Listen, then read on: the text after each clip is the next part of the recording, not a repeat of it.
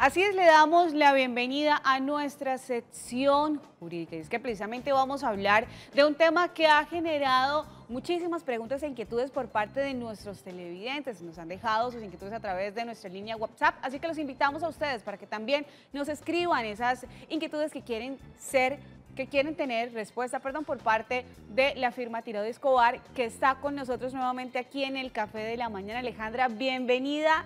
Ya esta es tu casa. El Café de la Mañana ya es tu casa, es como tu sala. Claro que sí, no, y es verdad que me complace muchísimo poder ayudar a resolver las inquietudes que tienen todos los televidentes en materia de pensiones, que son muchísimas. Es un tema que de verdad hay que estarlo hablando y hablando para que las personas se arriesguen a reclamar esos derechos pensionales. Hace unas semanas hablamos de la pensión por invalidez, hablábamos de cuál era la pérdida como tal que se debe dar para tener esta invalidez. Pero si hablamos del tema de enfermedades llamadas catastróficas, VIH, SIDA, cáncer, de pronto lupus, digamos que esos tipos de enfermedades que generan un cierto tiempo de vida o limitan la vida, ese tipo de enfermedades también pueden entrar a ser catalogadas como invalidez o para que te den una pensión por invalidez. Bueno, sí, realmente es un tema muy interesante porque ellos tienen una condición especial. Los requisitos generalmente para reclamar una pensión de invalidez son estar calificado con el 50% o más de pérdida de capacidad laboral y tener 50 semanas cotizadas dentro de los últimos 3 años anteriores a la fecha en que se da, digamos, ese estado de invalidez. La Corte Constitucional ha dicho en un fallo reciente de febrero de este año que las personas que padezcan enfermedades crónicas, degenerativas, congénitas, que las congénitas pues son las con las que las personas nacen, no se les puede exigir el requisito de 50 semanas cotizadas dentro de los 3 años, porque muchas veces cuando esas personas se hacen calificar, se les tiene en cuenta para esa calificación la fecha en la que inicia la enfermedad. Pero esas personas, por ejemplo, una persona con VIH, que es una enfermedad degenerativa, se puede afiliar a un sistema de seguridad social, tener la enfermedad, pero esa persona seguir laborando y poder completar unas semanas no anteriores a la fecha en que se le da su calificación, sino posteriores. Entonces, en los casos de estas enfermedades, si de pronto les han negado una pensión de invalidez porque no tenían las 50 semanas dentro de los 3 años anteriores a la fecha en que se dio su calificación de pérdida de capacidad laboral, esto es totalmente demandable, porque se deben reconocer las semanas que se hayan cotizado, incluso después de que se determina la calificación de esa invalidez. O sea, pero entonces es importante tener en cuenta el caso de una persona que tiene una enfermedad degenerativa porque sus riñones no están funcionando de manera correcta y le están haciendo diálisis, pero eso también limita su capacidad para trabajar. Esas personas también pueden trabajar o pueden luchar por esa pensión de invalidez, así no hayan de pronto cotizado o no tengan todavía esas 50 semanas durante esos 3 años. Bueno, sí, mira, realmente cuál es el concepto, pues digamos, para que la ley determine que tienen que ser 50 semanas cotizadas antes. La pensión de invalidez funciona como un seguro, es como cuando uno compra un carro, uno cuando compra el carro pues tiene que comprar el seguro y si se lo roban después de que estaba asegurado el seguro te responde, pero ninguna compañía te va a vender un seguro ya después de que se le robaron el carro. Entonces más o menos es eso, si yo ya tengo la enfermedad y me voy a afiliar al sistema de seguridad social para cotizar semanas y que me pensionen por invalidez, pues eso es como hacer un fraude, digamos, al Estado o a los fondos, porque yo sé que ya tengo la enfermedad y me quiero afiliar es para cotizar las semanas para que me pensionen. Entonces, ¿qué es lo que protege realmente la Corte? Dice, bueno, esta persona estando laborando, ya se ve que tiene unas semanas cotizadas atrás, estando laborando, lo califican y lo califican con fecha que si nos vamos a mirar los 3 años hacia atrás no tenía exactamente las 50 semanas, pero esa persona ya estaba en una relación laboral y continúa laborando esas semanas que tiene después de que se califica su enfermedad, sí se le pueden tener en cuenta.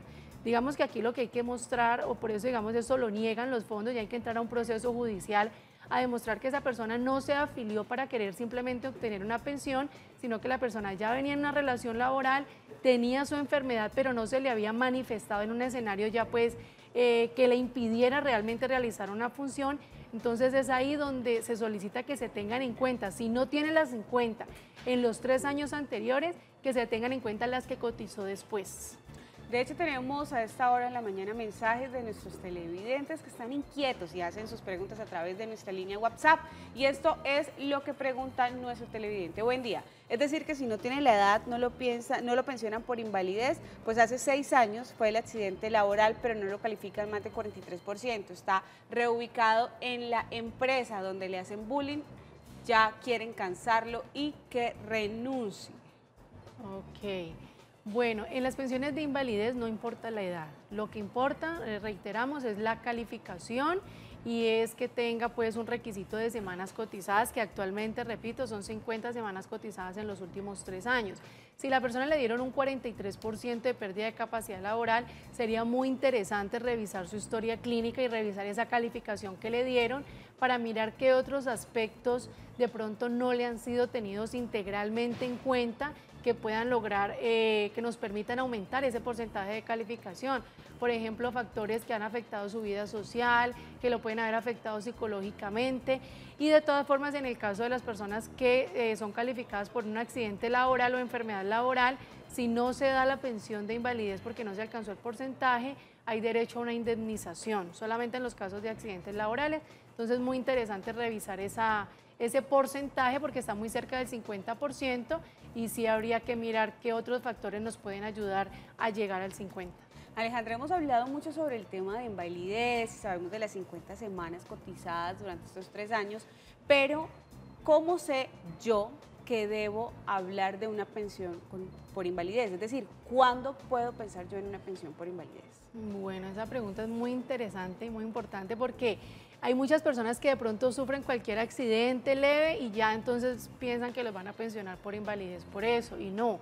Realmente todo empieza como un proceso de incapacidades. Cuando la persona llega a los 180 días de incapacidad es cuando empiezan a pensar en pensión de invalidez. Entonces yo llegué a mis 180 días y resulta que ya mi médico tratante me ha dicho, no, cada vez estás peor, esto con terapias no se recupera, para esto no hay tratamiento, te vamos a seguir incapacitando. En ese momento la persona debe solicitarle a su fondo de pensiones o a la ARL, si fue algo laboral, que le hagan una calificación para determinar su pérdida de capacidad laboral.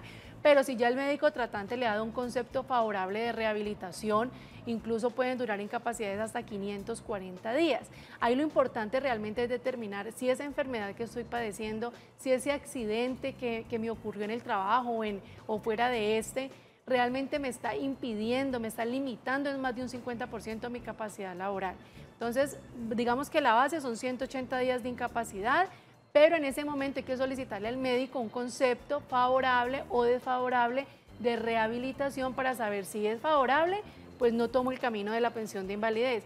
Pero si mi médico ya me ha dicho que no hay forma de recuperar de pronto esa movilidad o esa salud en un 100%, entonces ya empezamos a pensar en pensión de invalidez. Es importante entonces que tengan ustedes, nuestros televidentes, en cuenta todos esos consejos que se les da aquí en el Café de la Mañana por parte de la firma Tirado Escobar y que también puedan hacerlo si les queda alguna otra duda. Ahí están los números de teléfono para que ustedes se puedan comunicar y tengan una atención directa. Pero seguimos con las preguntas por WhatsApp. Vamos a ver entonces ¿qué opina nuestro televidente? Dice, buenos días, tengo un niño especial y quería saber si el papá puede pensionarse por él. Y en este caso también entiendo que hay muchas mamás, hay muchos casos de padres que tienen niños con discapacidades y que limitan de pronto el funcionamiento digamos que más que el funcionamiento como papá como mamá, sino que para trabajar. Ya no puedo porque es que si yo no cuido a mi hijo, entonces ¿quién? Sí, sí, correcto. Bueno, eso es una pensión por vejez anticipada, ¿no? Entonces,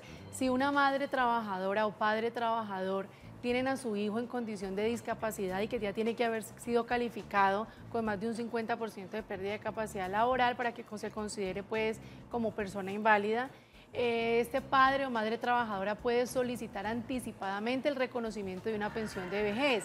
Digamos que en este caso lo que se anticipa es la edad. Tiene que tener ya cotizados el número de semanas que se le exigiría para una pensión de vejez, que actualmente son 1.300 semanas.